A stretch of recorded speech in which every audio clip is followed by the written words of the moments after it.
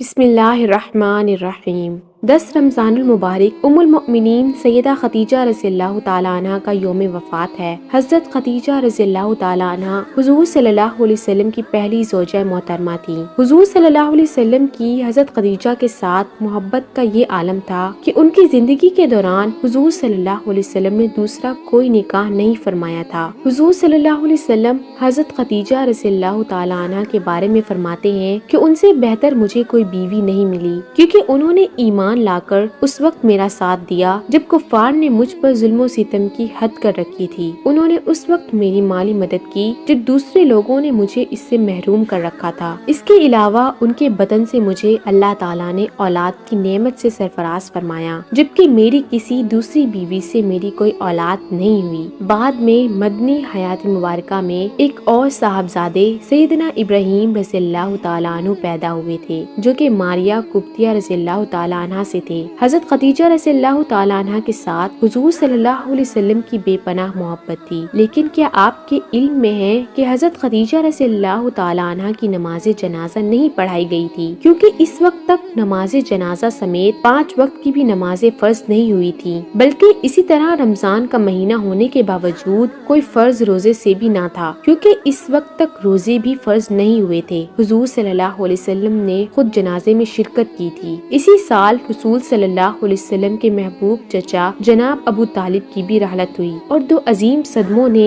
رسول صلی اللہ علیہ وسلم کو بہت مغموم کر دیا۔ اس لیے اس سال کو عام الحزن یعنی غم کا سال کہا جاتا ہے۔ حضرت خدیجہ رضی اللہ تعالیٰ عنہ کی قبر مبارک مکہ کے مقدس قبرستان جنت المالا میں ہے۔ حضرت خدیجہ رضی اللہ تعالیٰ عنہ کی وفات مدینہ کی ہجرت اور نماز فرض ہونے سے پہلے کسی سال ہوئی، جب حضرت ابو طالب کی وفات ہوئی۔ اس سال کو عام الحزن کا نام ملا۔ روایات کے مطابق انہیں جنت میں موتیوں سے تیار کردہ گھر ملیں گی۔ حضرت ابو ہریرہ رضی اللہ تعالیٰ عنہ سے روایت ہے کہ جبرائیل علیہ السلام ایک دن حاضر ہو کر حضرت خدیجہ کی طرف اشارہ کرتے ہوئے کہا کہ یہ خدیجہ ہیں، ان کا ساتھ اور کھانا پینا ہمیشہ آپ صلی اللہ علیہ وسلم کے ساتھ رہے گا، کیونکہ اللہ تعالیٰ نے انہیں سلام بھیجا ہے اور میں بھی انہیں سلام کہتا ہوں۔ اس کے بعد حضرت جبرائیل علیہ السلام نے آپ صلی اللہ علیہ وسلم سے کہا کہ انہیں بشارت دے دیجئے کہ اللہ نے ان کے لیے جنت میں ایک بڑا خوشنما اور پرسکون مکان تعمیر کروایا ہے، جس میں کوئی پتھر کا ستون نہیں۔ حضرت خدیجہ رضی اللہ تعالیٰ عنہ نکاح کے بعد